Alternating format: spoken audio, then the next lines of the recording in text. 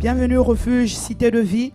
Bienvenue en ce lieu, bienvenue dans la présence de Dieu. Est-ce que nous pouvons encore acclamer le Seigneur? Acclame le Seigneur. Amen, amen. Ce matin, je dirais c'est le 2e jour du mois de novembre. C'est le début du mois de novembre. Qui dit mois de novembre dit presque la fin de l'année, n'est-ce pas? Presque la fin de l'année 2025. Oui, c'est presque la fin de l'année parce qu'il nous reste le mois de novembre, puis le mois de décembre, et puis l'année est terminée. Amen. Est-ce que quelqu'un peut dire gloire à Dieu? Parce que c'est une grâce d'être là, d'être là, d'être là. Mais qui dit fin de l'année, bien-aimé, dit un temps de bilan. Un temps de bilan.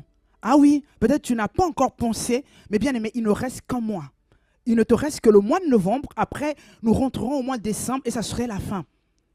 Alors, c'est le temps où tu dois t'asseoir et calculer à la dépense. Et calculer en disant un bilan s'impose. Un bilan s'impose, bien-aimé. Un bilan s'impose. Tu ne peux pas vivre pour vivre, faire des choses pour faire. Mais au début d'année, je crois que tu t'étais fixé des objectifs.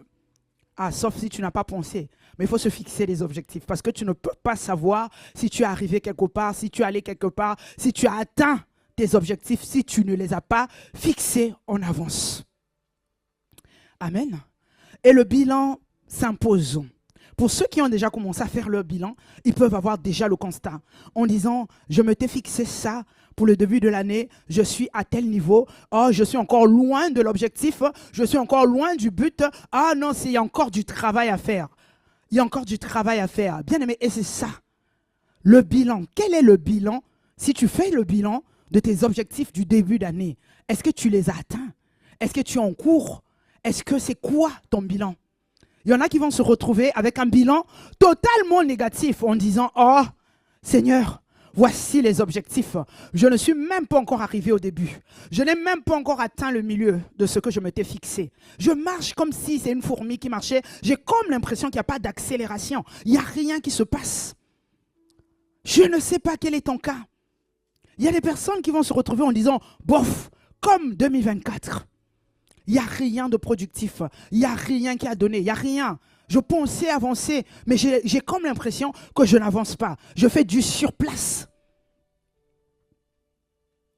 Et à côté, il y a des personnes qui rendent gloire à Dieu en disant « Waouh, je sais comment j'ai commencé en 2025. Je sais comment j'ai commencé. Je vois mes objectifs, mais je peux cocher 1, 2, 3, 4.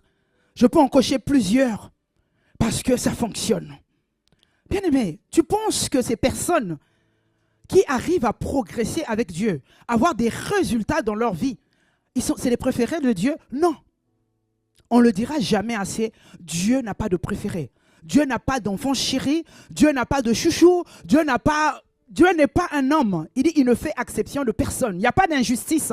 Il ne peut pas faire du bien à un enfant et pas à un autre. Aucun père juste ne peut faire de l'injustice entre ses enfants. Alors nous avons tous 24 heures, nous avons tous le même temps, nous avons tous le même souffle. Dieu t'a donné la santé. Alors ce que ton frère, ta sœur arrive à faire, si tu le vois, tu la vois progresser, simplement tu es capable de le faire. Amen. Voilà pourquoi ce matin, nous voulons parler de quelque chose. Notre thème de ce matin, ce que tu dois faire pour progresser dans ta vie spirituelle. Je parle de la vie spirituelle. Vous pouvez m'arrêter dans la vie tout court. Mais je parle de la vie spirituelle. Pourquoi la vie spirituelle, bien-aimé? Je ne sais pas si toi, tu te fixes des objectifs dans ta vie, pour ta vie spirituelle. La vie spirituelle, c'est la vie qui régit tout. Amen. C'est la vie qui régit tout. Tu ne peux pas faire exception de ta vie spirituelle. Tu ne peux pas dire, je m'occupe de ma vie sans prendre en compte ta vie spirituelle. C'est erreur. Parce que la vie que tu vis, bien-aimé, n'est que le reflet de ta vie spirituelle. Si ta vie spirituelle va bien, ta vie physique, ta vie, ce que les gens voient, cette vie-là va aller bien. Et si ta vie spirituelle va mal, bien-aimé, cela se reflète à l'extérieur. Est-ce que c'est clair pour tout le monde?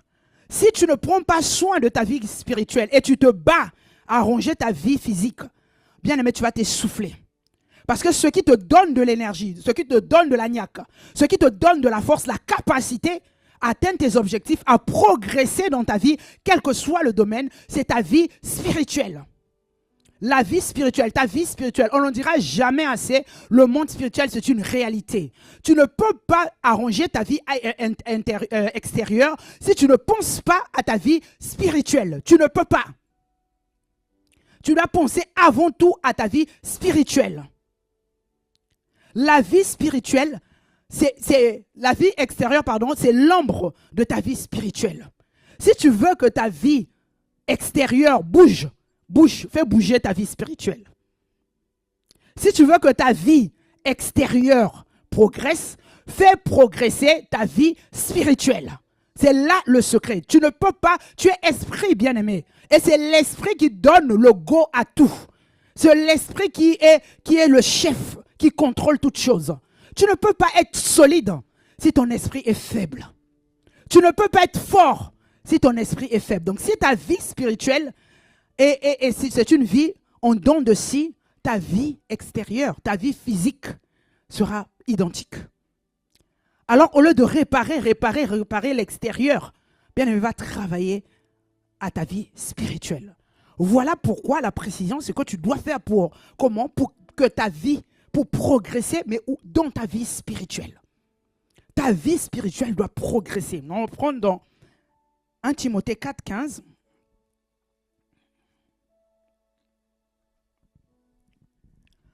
Occupe-toi de ces choses. Donne-toi tout entier à elles, afin que tes progrès soient évidents pour tous.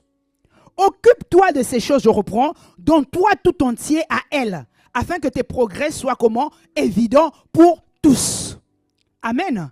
Là, on parle à Timothée. L'apôtre Paul lui parle, il dit, occupe-toi de ces choses, des choses spirituelles, mais pour que tes progrès soient comment? Évidents pour tous. Ce qui montre que les progrès là commencent de l'intérieur. Mais quand ça devient évident pour tous, ce que ces progrès sont visibles, n'est-ce pas? Ce qui se passe dans le secret, ce qui se passe dans le monde spirituel, ce qui se passe à l'intérieur n'est pas visible avec les yeux physiques. Mais quand on te dit, quand la parole dit que tes progrès doivent être évidents pour tous, ce que ces progrès-là dépassent la dimension de l'intérieur et va vers l'extérieur. Est-ce que quelqu'un me suit? Tes progrès deviennent évidents pour tous. Pourquoi? Parce que tes progrès deviennent visibles.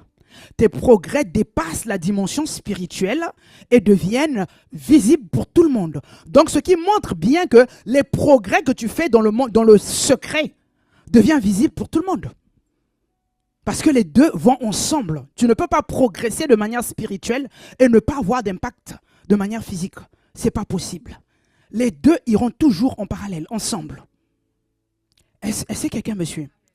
Et ce matin, en voyant des personnes qui progressent, en écoutant, en échangeant, en cheminant avec ces personnes que tu vois progresser dans leur vie spirituelle, il en ressort quelques principes. Les mêmes choses, on retrouve les mêmes choses, on retrouve les mêmes éléments. La plupart, sinon tous, ils parleront des principes qu'ils ont mis en pratique. Des principes qu'ils ont appliqués. Et ces principes, avec le recul, tu les retrouves pratiquement chez tout le monde. Même quand tu entends les enseignements, même quand tu entends les gens témoigner, en disant, si, comment tu as fait pour progresser? Je t'ai vu commencer. Moi, j'ai vu des personnes qu'on emmenait au baptême. On l'emmène au baptême, quelque temps après, tu ne reconnais plus la personne. La preuve, il y a plusieurs personnes qui témoignent. Ah, mais c'est cette personne qui m'a emmené à faire ceci, à faire cela. La personne, donc, du baptême, la même année, le baptême, alors que souvent, généralement, les enseignements qu'on reçoit, on nous dit c'est 3 ans pour la maturité spirituelle. Mais moi, j'ai vu des personnes grandir en une année. J'ai vu des personnes progresser, accélérer, s'accélérer dans leur vie chrétienne en même pas une année. Ce qui montre que ça ne dépend pas du nombre d'années, mais ça dépend des choses, des principes qu'il faut appliquer. Eh oui, ça dépend simplement. Ces personnes ont découvert des principes et les ont appliqués. Ils n'ont pas, ce ne sont pas des préférés de Dieu. Parce que j'ai déjà entendu dire ça. Des chrétiens qui me disent, oh, j'ai comme l'impression qu'il y a des personnes qui sont comme poussées par Dieu. Peut-être qu'il y a des personnes que Dieu a déjà positionnées. Il y a des personnes, on voit que dans leur vie, tout va bien. C'est des personnes qui poussent. Ils avancent tellement vite. C'est comme s'il y avait un coup de pouce de Dieu. Non, bien aimé. C'est des personnes qui ont compris et qui appliquent les principes. Dieu ne peut pas faire d'injustice, sinon, ça serait légitime que tu dises, c'est pas de ma faute. Moi, je ne suis pas poussé par toi. Moi, tu ne m'aides pas. L'autre, tu l'as aidé. Ça serait injuste quand même de voir que Dieu favorise certaines personnes et pas d'autres. On est tous d'accord avec ça. Connaissant notre Dieu, il dit, il ne fait exception de personne. Ça veut dire qu'il n'a pas d'injustice. Alors, qu'est-ce que ces personnes-là ont compris que tu dois aussi comprendre, appliquer, pour vivre véritablement la progression. Parce que oui, c'est presque la fin de l'année, mais ce n'est pas encore la fin de l'année, bien aimé. Je voulais dire à une personne, ce n'est pas encore la fin de l'année. Maintenant, tu peux t'ajuster. Parce que le but du bilan aussi, c'est ça. C'est s'ajuster en disant, où vais-je? Par où je suis passé? Qu'est-ce qui ne va pas? Qu'est-ce que je dois ajuster pour que l'année ne se termine pas en chaos? Est-ce que quelqu'un est en train de me suivre? Pour que mon année ne soit pas un chaos, pour que mon bilan ne soit pas totalement négatif, mais que le bilan soit au moins équilibré. Que le bilan, même s'il ne sera pas, parce qu'il me reste un mois, mais que le bilan que j'en sorte en disant, oh Seigneur, merci de m'avoir donné ces principes, parce que grâce à ces principes que j'ai commencé à appliquer, je vois le changement, je vois la progression. Bien aimé, ça doit être ton soupir. Alors nous allons commencer par nos principes, on va en citer quelques-uns. Je dis bien que la liste n'est pas exhaustive. Tu peux trouver d'autres principes. Mais ces principes dont je parle, quelle que soit la personne, je le dis bien, quelle que soit la personne qui a progressé, va se retrouver au moins avec un, deux ou plus, ou tout. Personne ne peut dire je n'ai pas appliqué les principes qu'on va voir là. Même si ce n'est pas comme ça dans ce même sens, mais la personne a véritablement fait cela. Nous allons voir un premier principe. Tu dois développer la soif de Dieu. La soif de Dieu à l'intérieur de toi. La soif de Dieu. Bien, quand tu entends la soif, c'est un ardent désir de Dieu. Tu dois soupirer, tu dois avoir soif de Dieu. Tu ne peux pas te contenter de « Ah, je vais à l'église, je reviens ». Rien ne peut te faire progresser. Tu ne peux pas progresser dans ta vie spirituelle si tu continues à te contenter de va et viens à l'église. Je chante, je danse, je sers. Oh, bien aimé, tu seras dans juste assez. Je fais ce que je dois faire, sauf si tu t'en contentes. Mais si tu es comme moi, tu dis je veux une autre dimension, tu ne vas pas t'arrêter à ça. Quand on parle de soif, la personne qui a soif, cela se matérialise comment? Quand tu as soif de Dieu, tu cherches Dieu. Mais tu cherches Dieu non pas comme celui qui dit, c'est lui qui donne. Tu ne cherches plus la main de Dieu qui donne, mais tu cherches la présence de Dieu. Tu n'es plus celui-là qui attend demander et recevoir, mais tu es la personne qui dit, on va trouver Dieu. On va trouver Dieu. Ce n'est pas, non, je veux que Dieu me donne. Tu pries, oui, demander. Tu demandes et tu attends. Bien, mais quand tu demandes, tu attends. Cela exige que ta foi. Tu dois avoir la foi de recevoir. Tu as demandé, tu vas recevoir. Demandez, l'on vous donnera. Tu vas recevoir, bien-aimé. Mais tu ne vas pas te rester là en train d'attendre tous les jours. Je demande pour recevoir, attendre de recevoir. Si tu veux véritablement passer à une autre dimension, tu as besoin d'avoir soif de Dieu. Les personnes qui ont soif de Dieu cherchent Dieu. Cherchent à rencontrer le Dieu qui donne. Pas se contenter de la main qui donne, mais cherche à rencontrer le Dieu qui donne. Ce qui se traduit, bien aimé, comment?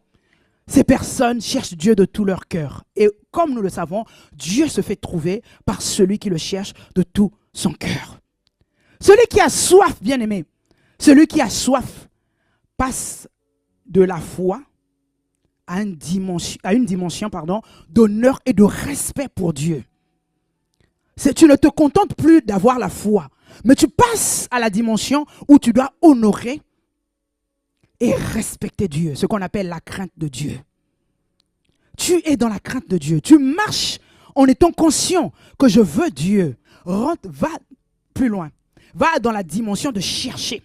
et vous trouverez. Va chercher Dieu. Parce que quand tu rentres dans cette dimension-là, où tu vas chercher Dieu, bien aimé, tu rentres, tu dépasses la dimension d'interaction. Quand tu es dans la soif, tu rentres dans la dimension d'intimité avec Dieu. Et quand tu es dans l'intimité avec Dieu, bien aimé, il n'y a plus de secret. Amen. Il n'y a plus de secret pour Dieu, n'a plus de secret pour toi. Dieu te révèle les secrets. Nous allons le voir ensemble dans Psaume 25, verset 14, la traduction second 21. L'Éternel confie ses secrets à ceux qui le craignent. Il leur fait connaître son alliance. L'Éternel confie ses secrets à ceux qui le craignent. Il leur fait connaître son alliance. Alors que Dieu a des secrets cachés.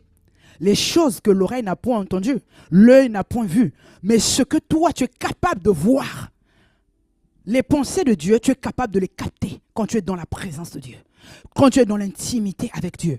Dieu te confie les secrets.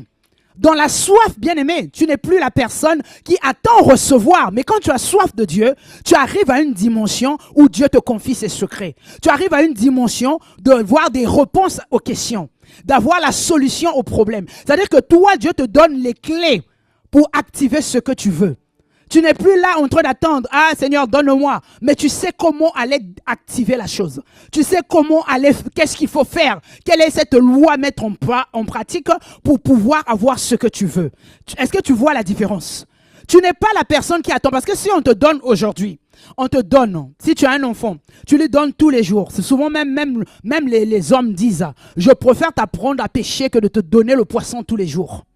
Or, la personne qui attend recevoir, c'est cette personne qui s'attend au poisson tous les jours. Cette personne qui attend que Dieu lui donne à manger tous les jours. Cette personne qui attend que Dieu solutionne tous les jours. Cette personne qui, même avec le corps malade, prie, Seigneur, Seigneur, guéris-moi. C'est la personne qui n'a pas la connaissance des secrets de Dieu. C'est la personne qui n'a pas la connaissance des principes du royaume. C'est la personne qui ne connaît pas les lois qui régissent le royaume des cieux. Mais dans la soif, Dieu te révèle le secret. Quand tu as soif, tu vas le chercher. Parce que quand tu le cherches, tu le trouves. Il n'y a plus de secret. Tu le vois face à face.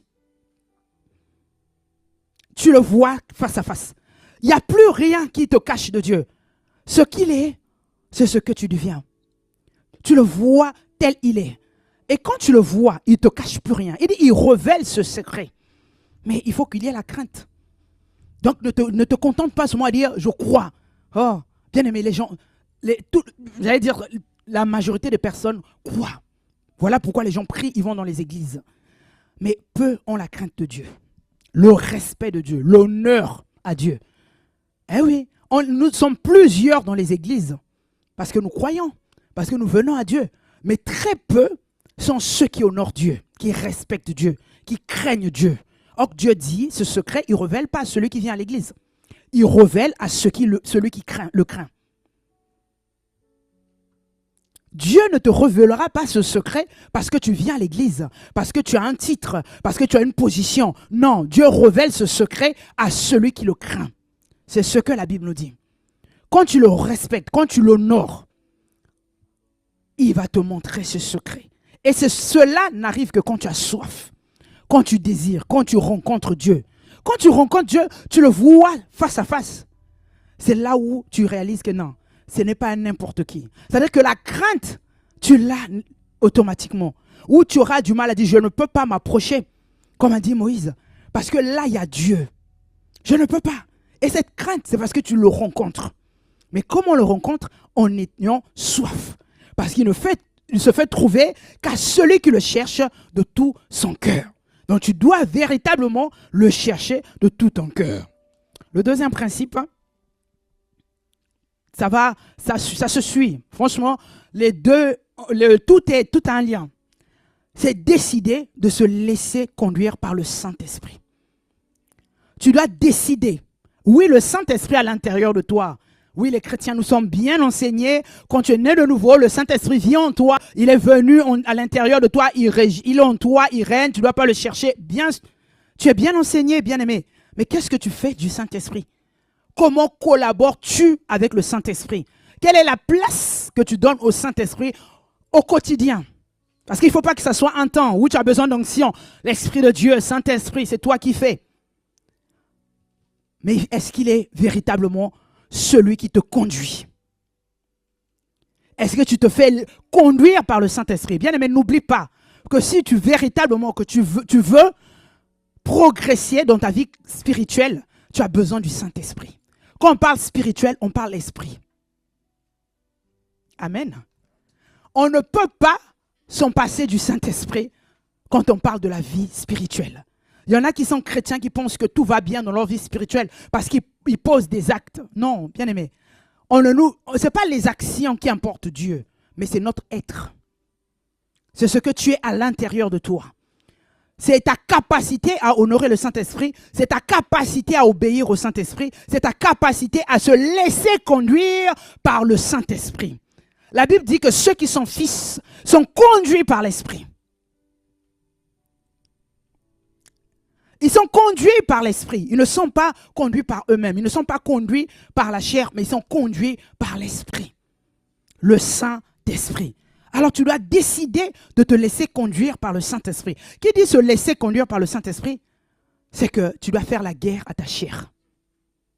Parce que la Bible dit que l'Esprit, la chair a des désirs contraires à ceux de l'Esprit. Afin que tu ne fasses pas ce que tu veux. Afin que nous ne fassions pas ce que nous voulons. Les désirs de la chair sont contraires avec ce que l'Esprit attend de nous. Du coup, tu dois savoir, être conscient que ce qui vient de l'Esprit, ce n'est pas pareil que ce qui vient de la chair. Pour que tu fasses bien la distinction. Quand tu te laisses conduire par le Saint-Esprit, c'est que tu n'écoutes plus ta chair. C'est que tu ne laisses plus ta chair dominer sur tes décisions. Tu ne laisses plus ta chair dominer sur ton comportement, sur ta manière de faire. C'est une personne qui décide de dire que non, non, non, je ne me laisse plus conduire par ma chair. Ce n'est plus ma chair qui doit me donner le go. Ma manière de fonctionner ne doit plus être charnelle, mais ça doit être spirituel. Parce qu'on parle là de la vie spirituelle. On va lire ça ensemble. Je dis donc, marchez selon l'esprit et vous n'accomplirez pas les désirs de la chair. La suite. Car la chair a des désirs contraires à ceux de l'esprit et l'esprit en a de contraires à ceux de la chair. Ils sont opposés entre eux afin que vous ne fassiez point ce que vous voudriez. Car la chair a des désirs contraires à ceux de l'esprit et l'esprit en a de contraires à ceux de la chair. Ils sont opposés entre eux afin que vous ne fassiez point ce que vous voudriez. Le premier verset, le 16. Je dis donc, marchez selon l'esprit et vous n'accomplirez pas les désirs de la chair. Je dis donc, marchez selon l'esprit. En fait, souvent on se bat à vouloir crucifier la chair, comme on a souvent entendu. On se bat, mais la seule chose, c'est décider de marcher selon l'esprit. Quand tu décides de marcher selon l'esprit, tu n'accompliras plus les œuvres de la chair parce que les œuvres sont opposées. Parce que ce n'est pas la même chose. Tous les jours, même quand tu ne connais pas encore toute la parole de Dieu, même quand tu ne maîtrises pas encore toute la Bible, bien mais pose-toi les questions en disant, est-ce que ça fait du bien au Saint-Esprit? Est-ce que ça n'attriste pas le Saint-Esprit? Oui, je ne sais pas si la Bible dit ça comment, mais je sais et que je sais. Qu'est-ce qui plaît à Dieu? Parce que les désirs sont contraires, les désirs sont opposés. Parce que ce n'est pas la même chose. Ce qui attriste le Saint-Esprit, bien-aimé, tu le sais. Tu vas le savoir parce que ça va t'attrister toi-même. Tu sors de l'action, tu dis non, j'aurais pas pu faire ça. Je sais que le Saint-Esprit n'est pas OK. Tu le sais. Tu parles. Et c'est après que tu vas t'excuser parce que tu te rends compte que tu as dit un mot de plus, un mot de trop qui a attristé le Saint-Esprit. Tu vas dire, je suis désolé, je te demande pardon parce que tu es conscient que tu as dit une parole qui a attristé le cœur de Dieu. On le sait. Au travers nos paroles, au travers même les pensées, il faut checker tes pensées. Parce que les pensées, c'est elles qui vont dicter la suite. Avant que tu poses une action, tu commences par penser. Bien, mais tu commences par penser. Alors quand tu penses, traite déjà la pensée. Nous rendons captive toute pensée. Nous rendons toute pensée captive à l'obéissance de Christ. Tu dois aligner d'abord tes pensées. Parce que tant que tu ne traites pas tes pensées, tu négliges tes pensées, bien-aimé, tu vas te retrouver en train de parler en fonction de ce que tu as pensé. Tu vas te retrouver en train de poser des actions par rapport à tes pensées. Donc, s'il y a quelque chose que tu dois traiter avant quand tu veux te laisser conduire par le Saint-Esprit, ce sont tes pensées.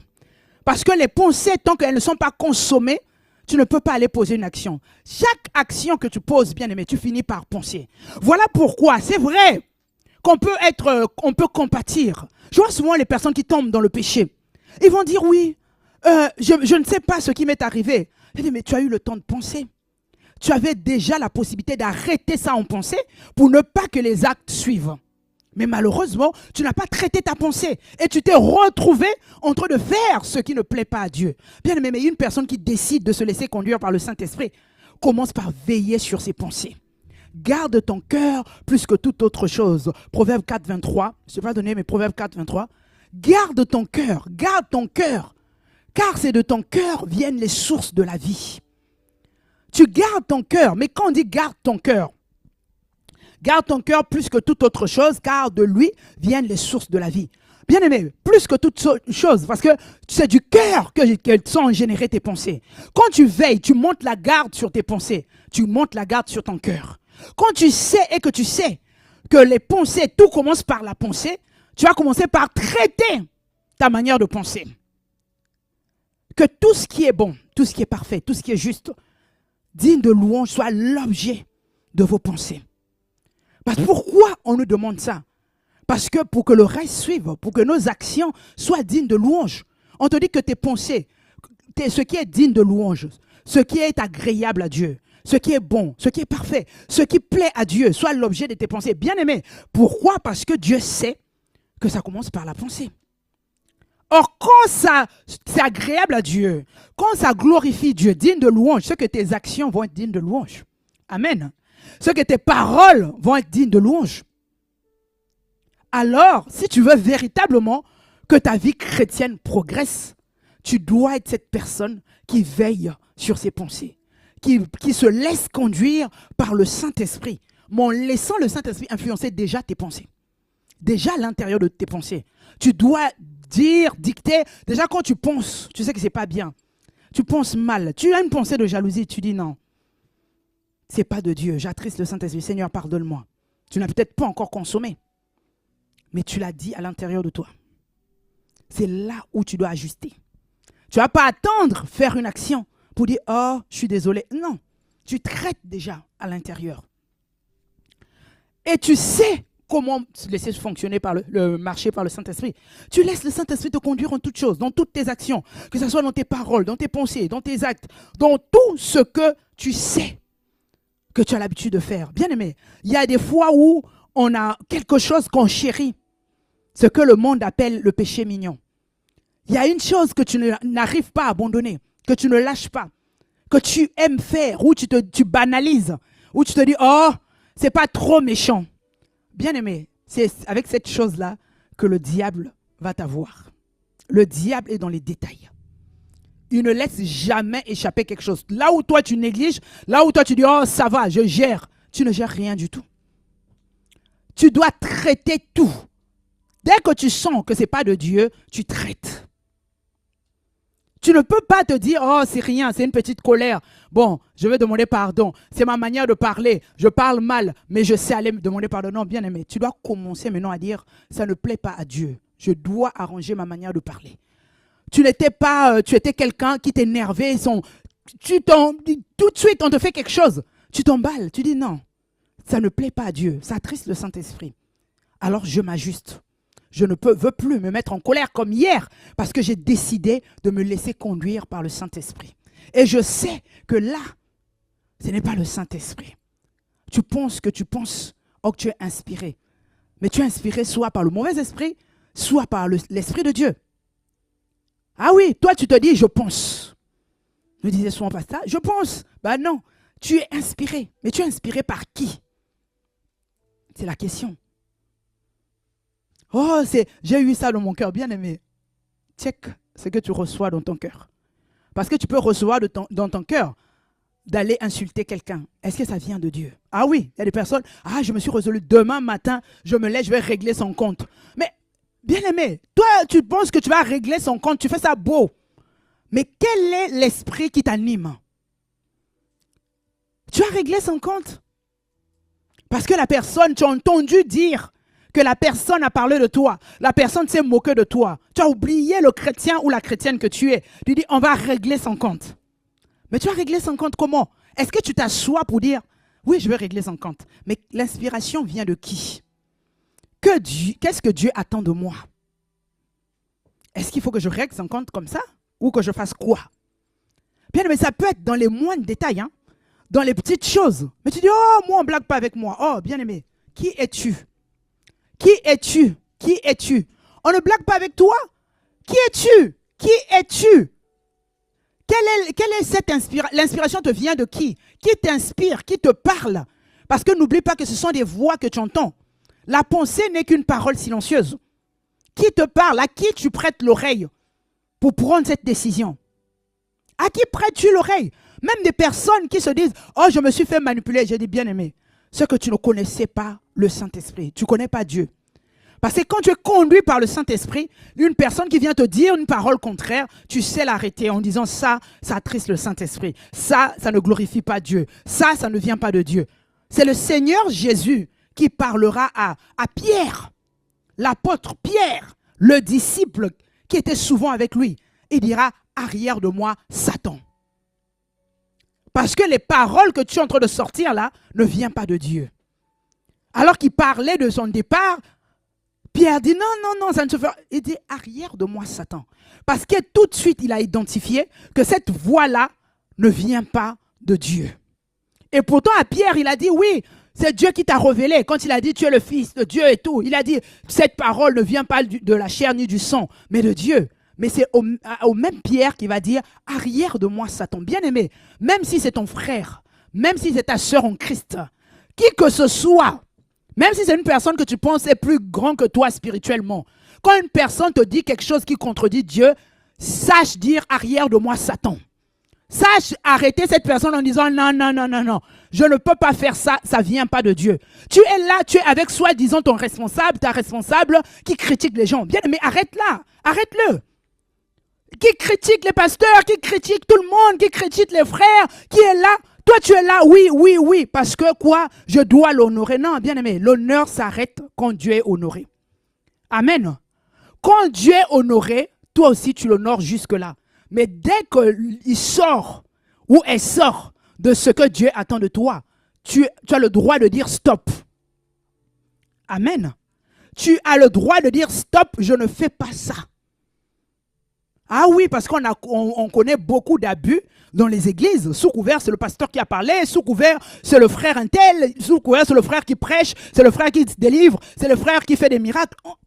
Alors, le frère qui prêche, le frère qui fait des miracles, quel que soit son titre, je suis désolé, il ne peut pas me demander de pécher contre Dieu. Parce que sous couvert, il est zélé, il a plein d'onction. Non. Amen. Même pour les femmes, quand on demande aux femmes, soyez soumises à vos époux et tout, ta soumission s'arrête quand une personne te demande de pécher. Ah oui, là tu as le droit de dire stop. Je suis soumis quand je sais que c'est honore Dieu. Mais tu ne peux pas me demander de mentir sous couvert de la soumission envers son époux. Non. Là je te dis stop. Je ne peux pas faire ça parce que avant tout, je dois honorer Dieu. Amen.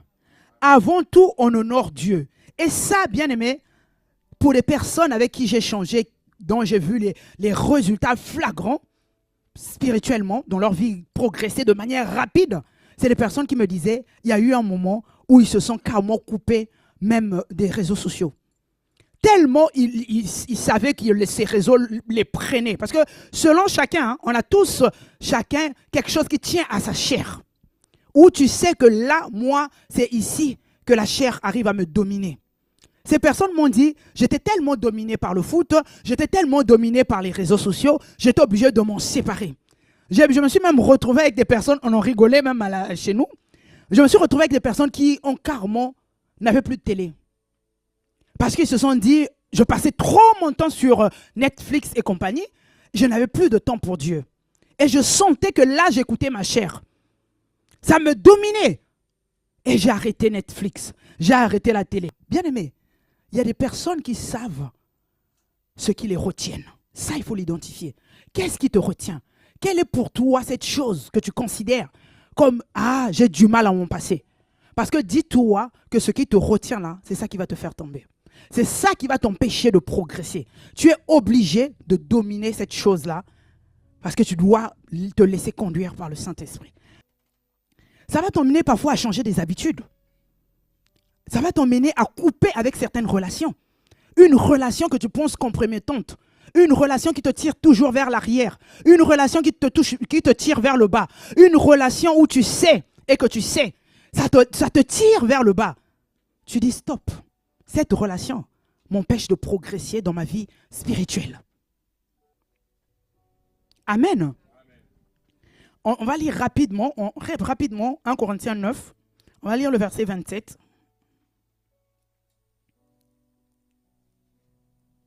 Qui résume tout. Mais je traite durement mon corps et je le tiens assujetti de peur d'être moi-même rejeté après avoir prêché aux autres. L'apôtre Paul dit, lui, apôtre, lui, géant spirituel, lui, général de Dieu, il dit, je traite durement mon corps et je le tiens comment assujetti.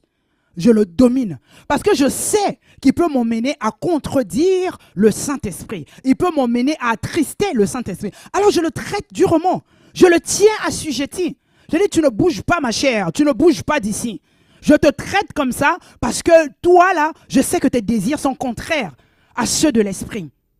Je ne veux pas écouter tes désirs. Je ne veux pas me laisser conduire par tes désirs. Je te traite durement. Parce que je ne refuse après avoir prêché aux autres, que moi-même je me perds. Parce que tu peux prêcher et ne pas dominer ta chair.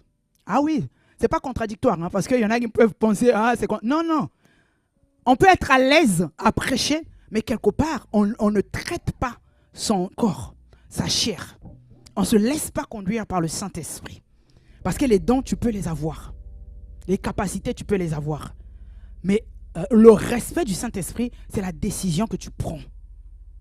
Je ne dirai jamais assez, bien-aimé, que les personnes qui tiennent dans leur vie spirituelle, ce ne sont pas les plus forts, ce ne sont pas les plus costauds, mais c'est ceux qui ont décidé de dire, quoi qu'il arrive, je vais honorer le Saint-Esprit. Amen. Le troisième principe, dont on était sur le deuxième, le troisième, décider de te saturer de la parole de Dieu. De te saturer de la parole de Dieu. Oh, quand je dis te saturer de la parole de Dieu, bien-aimé, c'est que tu écoutes, tu réécoutes, mais il faut que la parole de Dieu t'habite. Amen. Il faut que ta parole... Je n'ai jamais vu une personne progresser dans sa vie spirituelle sans mettre en pratique ce principe. Les deux autres aussi, hein, les deux premiers aussi. Tu ne peux pas te dire je progresse spirituellement s'il n'y a pas une place à la parole dans ton cœur. La parole de Dieu, ça ne doit pas plus seulement être, tu attends la notification du matin sur ton application et tu lis et tu es parti. Non. Tu dois arriver à l'étape où tu écoutes, tu réécoutes. Tu lis, tu médites, mais de manière constante. Méditation constante, on en a tellement entendu. La méditation constante, bien aimé, on n'en dira jamais assez. La parole de Dieu doit t'habiter. Oh, bien aimé, la parole de Dieu doit t'habiter. Moi, souvent, je dis ça aux gens. Nous, quand on a commencé notre vie chrétienne, on nous bombardait tellement de la parole de Dieu. On nous parlait tellement de la méditation constante. On nous parlait tellement de méditer la parole, de prier, de méditer la parole. Bien aimé, je peux vous dire que 80% des versets que je connais, ce sont les versets que j'ai appris pendant ce temps-là. Ah oui, parce qu'on était tellement, on avait même des concours qui connaît plus les versets bibliques, qui peut répéter le nombre. Tellement on était dans la parole. Et quand la parole de Dieu t'habite, quand la parole de Dieu est à l'intérieur de toi, je te garantis, bien aimé, il y a des choses où tu n'as même pas prié, la parole te révèle. Le Saint-Esprit fait quoi? Il te rappelle la parole de Dieu. Il te rappelle la parole de Jésus. Mais quand on parle de rappeler, bien aimé, tu vois la notion de rappeler, ce n'est pas te dire ça de suite, mais te rappeler pour que tu te souviennes qu'il y a une parole qui est à l'intérieur de toi que Dieu t'a dit. Est-ce que c'est clair pour tout le monde? Rappeler veut dire qu'il y a déjà eu un jour où tu as été en contact de cette parole. Et quand tu as la parole à l'intérieur de toi, donc le deuxième principe qu'on a dit là, de traiter durement son corps, bien aimé, ce principe-là, j'allais dire, tu passes au travers facilement. La parole devient la lampe à tes pieds. La parole de Dieu qui t'habite, elle devient véritablement la lampe qui t'éclaire. Quand tu es dans les ténèbres, elle t'éclaire en disant non, non, non, non, tu ne fais pas ça. Parce que regarde ce que la Bible dit. Regarde ce que la parole te dit. Ça vient tout seul. Ok, tu reçois ça, tu dis bon, je sais ce que j'ai à faire. La parole t'est communiquée à temps réel. Alors que tu es en train de vouloir poser un acte, alors que tu es en train de vouloir parler, tu entends Dieu te dire, arrête-toi. La vie et la mort sont au pouvoir de la langue. Tu entends cette parole à l'intérieur de toi. Tu dis, ah, Seigneur, pardon, j'allais sortir une parole qui n'allait pas te glorifier, qui allait apporter la mort. Je ne peux pas sortir cette parole. Que ce soit pour toi-même, pour ta propre vie, que pour quelqu'un d'autre. Hein? Parce qu'il y en a qui se parlent mal d'eux-mêmes. Ils sont là, ah, moi franchement, je suis maudit. Ah, comment tu peux sortir des choses comme ça? Le poids des mots, bien-aimé. La parole qui sort de ta bouche. Mais tu te maudis toi-même. J'entends souvent même dans mon milieu professionnel, les gens, je suis trop bête. Je dis, oh, stop. J'aime pas ce genre de paroles. Comment ça? Non, mais parce que, ok, j'allais faire ça. J'ai dit, mais non. Après, tu vas pas te déclarer bête, quoi. Parce que tu t'es trompé. Non. Parce que à force de le dire, même si c'est un non-croyant, tu le dis, les paroles qui sortent de ta bouche vont se manifester dans ta vie. Parce que la mort et la vie sont au pouvoir de la langue. Ce que tu sors est très important. Tu parles à ton enfant, bien aimé, quel que soit le degré de colère, qu'est-ce que tu sors de ta bouche? Oui, nous, enfants, nos parents, par méconnaissance, nous ont sorti des paroles. Mais il y en a, si toi-même, tu peux être vrai avec moi, tu diras, il y a des paroles qui m'ont suivi. Parce qu'on m'a parlé de ça, on m'a dit ça, et je vois dans ma vie qu'il y a des paroles qui se sont manifestées. Mais ils n'avaient pas la connaissance. Ils faisaient avec ce qu'ils pouvaient. Mais toi, tu as la connaissance. C'est ça qu'apporte quand la parole est à l'intérieur de toi. Quand la parole de Dieu est à l'intérieur de toi, ce n'est pas quelqu'un qui va te le dire. Jusqu'aujourd'hui, je vois des mamans, des fois au téléphone, avec une personne. La personne parle à son enfant, tu l'arrêtes. Tu dis non, non, non. Ah, l'enfant là, mais vraiment. Je dis non. Tu peux l'engueuler, tu peux corriger, mais tu n'es pas tenu de sortir ce genre de paroles. Elle dit, mais qu'est-ce que j'ai fait au bon Dieu pour l'avoir? Oh, bien aimé, tu sais quelles sont les personnes qui attendent les enfants? Toi, qu'est-ce que tu as fait au bon Dieu pour avoir cet enfant? C'est comme tu regrettes le fait que Dieu te donne un enfant. Tu pèses tes mots. Ah, mais il est trop turbulent. Je dis, oui, il est turbulent, oui. Mais fais attention à ce que tu dis. Tu qualifies ton enfant de ces choses. Tu dis, mais ce n'est pas possible. Parce que la parole n'habite pas en cette personne. Quand la parole de Dieu habite en toi, bien-aimé, c'est cette parole qui vient corriger certaines choses que tu vas vouloir faire. La parole de Dieu devient véritablement la lumière. La parole de Dieu devient la sagesse. La parole de Dieu devient la nourriture. La parole de Dieu donne de la force, de l'énergie à ton esprit. La parole de Dieu te nourrit. On le voit dans Matthieu 4,4, que la parole de Dieu, c'est la véritable nourriture dont ton esprit a besoin. Dont la vie spirituelle a besoin. C'est la parole de Dieu. La parole de Dieu dans Matthieu 4,4, Jésus a répondu, il est écrit, l'homme ne vivra pas de pain seulement, mais de toute parole qui sort de la bouche de Dieu. Bien aimé, la parole de Dieu nourrit ton esprit. Or, si ton esprit est fort, il est capable de dominer sur la chair, il est capable d'être au-dessus, de se laisser conduire par le Saint-Esprit. Mais si l'esprit est affaibli, si l'esprit est affamé, si l'esprit n'a pas de force, rien. Tu ne peux pas dire, ah, je vais dominer sur ma chair. Non, comment? Or, pour avoir cette force, tu as besoin de la parole de Dieu. Tu as besoin de te nourrir de cette parole. La parole de Dieu, bien-aimé, c'est cette parole qui vient te guérir de l'intérieur. Parce que ta vie spirituelle ne peut pas décoller si tu es blessé à l'intérieur. Est-ce que tu me suis très bien? Parce qu'il y en a qui pensent arranger leur vie spirituelle sans traiter leurs blessures émotionnelles, sans traiter ce qu'on appelle les blessures de l'âme. Ils ne traitent pas leurs blessures de l'âme, ils sont blessés, mais ils sont dans les églises. Eh oui, il y a quelqu'un qui avait dit un jour, il disait qu'il y en a dans les églises, il y a beaucoup de personnes qui sont malades dans les églises. Malades, pas physiques, mais qui ont des blessures intérieures. Mais ils ne sont pas enseignés, on ne leur a pas parlé du fait qu'ils traitent leurs blessures intérieures. Parce que ça cause beaucoup de dégâts. Souvent, pasteur disait que l'église est comme un hôpital. Ce n'est pas un hôpital, mais c'est comme un hôpital. Pourquoi? Parce que tout le monde vient chercher solution, guérison en Jésus. Donc, il y a plusieurs personnes qui viennent, chacun son cas, chacun sa maladie. Mais on vient tous chercher solution auprès de Jésus. Donc, tu ne peux pas, toi, être là en disant, oh, X, Y, mais tu ne connais pas son mal. Peut-être son mal est plus grave que ton mal à toi. Voilà pourquoi il est nécessaire, bien-aimé, de se traiter émotionnellement, de traiter ses blessures. Et ça, la parole de Dieu le fait.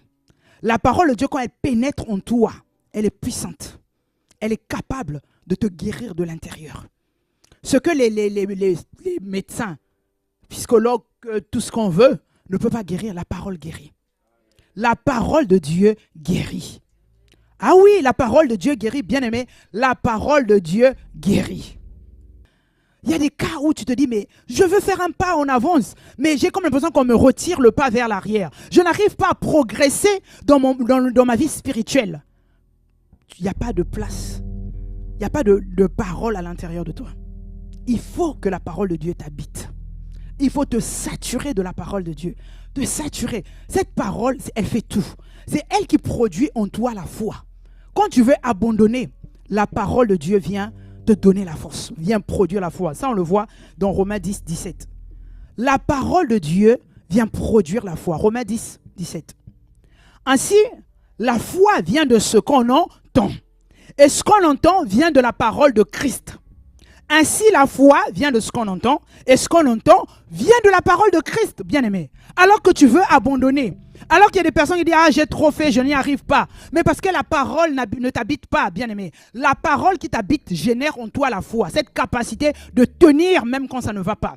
Cette capacité de t'accrocher même quand tout va mal. C'est la foi qui te maintient. Et cette foi est donnée par la parole.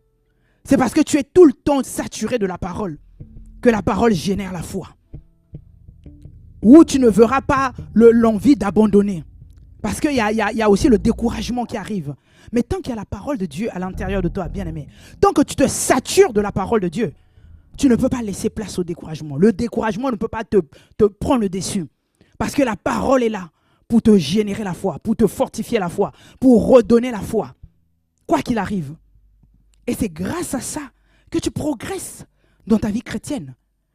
Quand tu veux abandonner, quand tu es découragé, quand tu dis « Oh, il y a ceci, il y a cela », la parole est là pour dire « Crois seulement, espère con toute espérance ». La parole est là pour te rappeler la parole, pour te rappeler ce que Dieu a dit et te redonner la foi. Amen. C'est la parole de Dieu qui fait toute cette différence. Elle est tout. Quand tu l'as à l'intérieur de toi, bien-aimé, il y a des luttes que tu n'auras plus. Il y a des combats que tu ne vas plus combattre.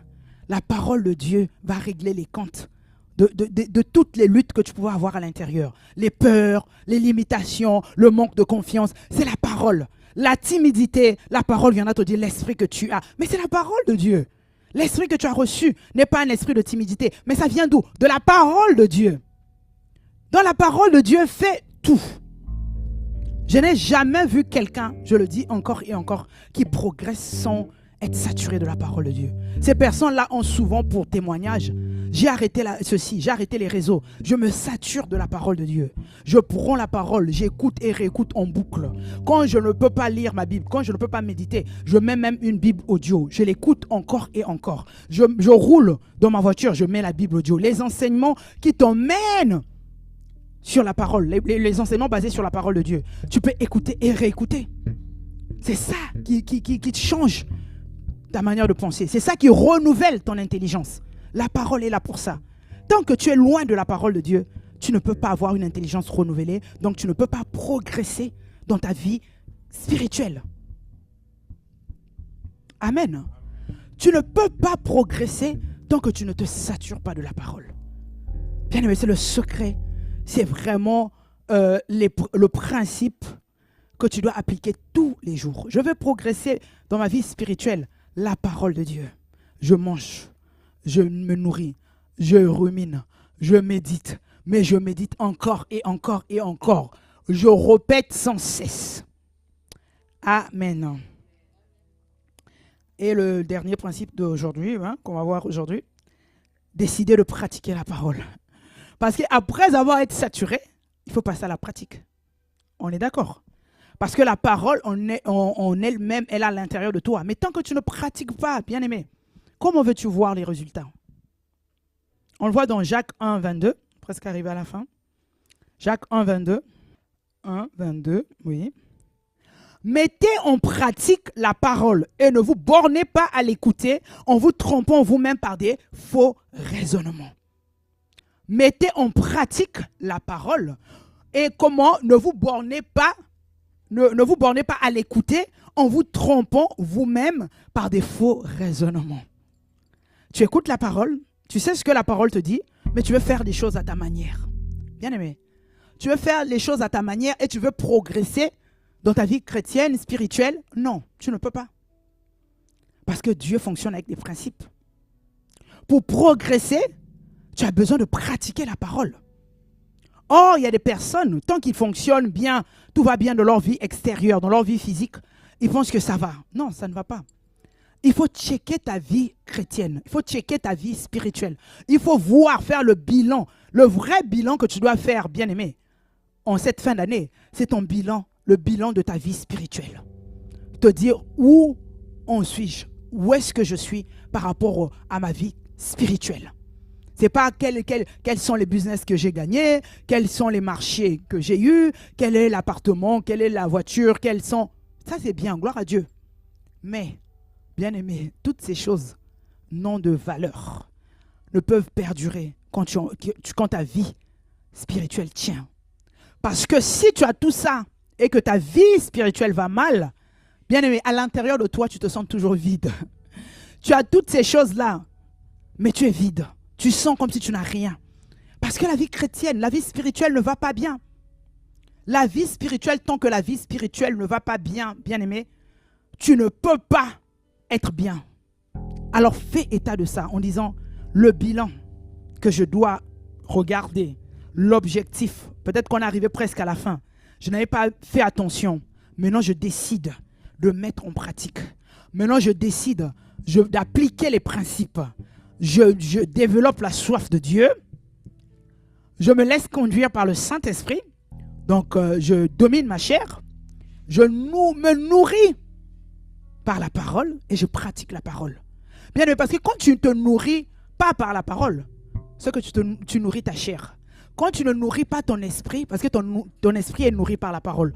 Quand tu n'as pas nourri ton esprit, quand tu n'es pas saturé de la parole, c'est qu'il y a quelque chose d'autre qui se nourrit, c'est ta chair. Alors ce que tu nourris, c'est ce qui domine. Est-ce que tu comprends? Ce que tu nourris le plus, c'est ce qui domine. Ah, je précise, il y a le plus. Parce que je peux te dire, je médite un peu la parole, je nourris un peu ma chair. Mais ce que tu nourris le plus, c'est ce qui va dominer. Donc, dans ce jeu-là, de nourrir les deux, fais attention que tu n'aies pas nourri plus ta chair. Parce que ta chair finira par prendre le dessus sur ton esprit. Amen. Ta chair finira par prendre le dessus. Tu verras que tes pensées sont les pensées charnelles. Tes œuvres sont les œuvres charnelles. Tes actions sont des actions charnelles. Tout ce que tu fais, tu dis, mais comment? Pourtant, je prie, je médite. Mais combien de fois tu médites? Combien de temps tu prends pour écouter la parole? Combien de temps tu prends pour méditer la parole de Dieu? Bien, mais même les enseignements que nous recevons le dimanche, prends le temps de les réécouter. Ne te contente pas de dire, oh, j'ai déjà suivi ça dimanche. Bien aimé, écoute, réécoute. C'est ce que tu réécoutes qui s'imprime à l'intérieur de toi. Ce qui reste en toi, c'est ce que tu écoutes et réécoutes. C'est la répétition. Parce que tu te bombardes de ça, que ça va rester. Ce n'est pas en un dimanche, parce que tu m'as écouté aujourd'hui, que tu sais tout ce que j'ai dit. Non. Quand tu finis, quand l'enseignement sera donné, on vous résume ça pour vous faciliter de réécouter. Tu réécoutes en disant, ah, elle a parlé de quel principe? Bon, est-ce que je mets déjà ça en pratique? En principe, ce n'est pas par tour, mais tu mets le tout ensemble. Tu dis, est-ce que j'ai soif de Dieu? Est-ce que je désire Dieu? Est-ce que je cherche Dieu? Est-ce que je ne me contente pas simplement que Dieu me donne, mais je le cherche vraiment? Est-ce que je me laisse conduire par le Saint-Esprit? Est-ce que je me sature de la parole de Dieu? Est-ce que je pratique la parole de Dieu? Bien-aimés, toutes les personnes qui progressent dans leur vie spirituelle ont décidé d'appliquer la parole de Dieu. Les personnes qui n'honoraient pas les autorités, ils ont commencé à honorer les autorités en disant, ah, moi, avant, c'est vrai que je ne comprenais pas le sens, mais maintenant, j'ai décidé d'honorer. Et tu verras que la personne progresse.